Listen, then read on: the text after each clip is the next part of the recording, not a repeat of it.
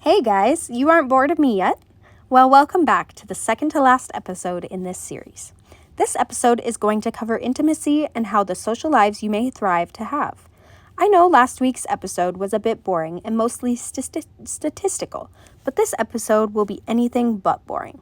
Something extremely important to consider when building a tiny home is whether or not you can sustain a healthy social life. Now, when you think about social life, intimacy might be one of the first things you consider. Intimacy is so much more than sex with your partner. It is when you read a book with close friends, sit around a campfire, go to family gatherings, or even playing games with your siblings. Intimacy is any time you are around people you love. Some examples for what intimacy can be is when being intimate with family, you can sit around and watch a movie or even have family gatherings. Intimacy with spouses is sex, cuddling, watching a movie, or going on dates. Intimacy with your friends is hanging out, having bonfires, reading, or watching a movie, or maybe just lounging around visiting. Intimacy with your kids could be family gatherings, family dinners, or watching a movie. Intimacy with pets could be cuddling or playing games with them. On the topic of pets, can you comfortably live with the pets your heart desires in a tiny home? The answer is yes, of course. Pets are mostly family. When you own a dog or a cat, you may consider them your children. I would love to have all of my dogs in my tiny home someday. Okay, so everyone listening might still be hung up on the fact that I said the word sex. Can you have sex in a loft? Can you get intimate in a tiny house and still have your own privacy?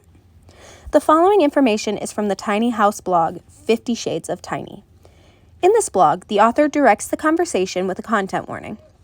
According to the author of this blog, sex is an issue in loft living because sleeping in a loft space requires a bit more dexterity. The only pessimistic part about tiny house sex is that privacy is much easier in a larger home. You could have locked doors and rooms away from the living areas of your home. This blog, however, highlights the optimistic aspects of tiny house sex. The blog also goes as far to give a history on sex in small spaces. Sex in small spaces is nothing new. Our ancestors had no shame in conducting their business in close proximity to everyone in the family, separated by only a blanket. It was considered a normal part of life and communal family living. As our society has progressed, however, sex has evolved into a more private affair. This is an amazing summary of the history on how society views sex. Now, we want to have locked doors and quiet, intimate places to be with our significant others, but in a tiny house, this might not be possible. In the blog, the author M.J. Boyle mentions that most parents he has interviewed just wait until their children are not around. Most issues about having sex in a loft are focused on age. How will you consistently climb the stairs on the ladder? This article has many interesting snippets about where and how to have sex in a loft, most of which I cannot repeat no matter how much I would like to for the sake of any minors encountering this series. At the end of this series, I will have the blog linked.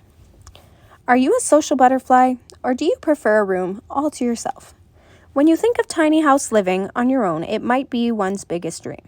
When living off the grid and in a tiny house, you can choose to be an introvert and enjoy your life any way that you want to. Be wary of the quiet life, though.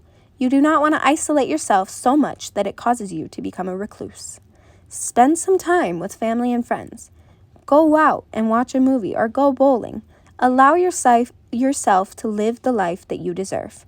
In the meantime, thank you for coming to this week's episode over the social aspects of tiny house living.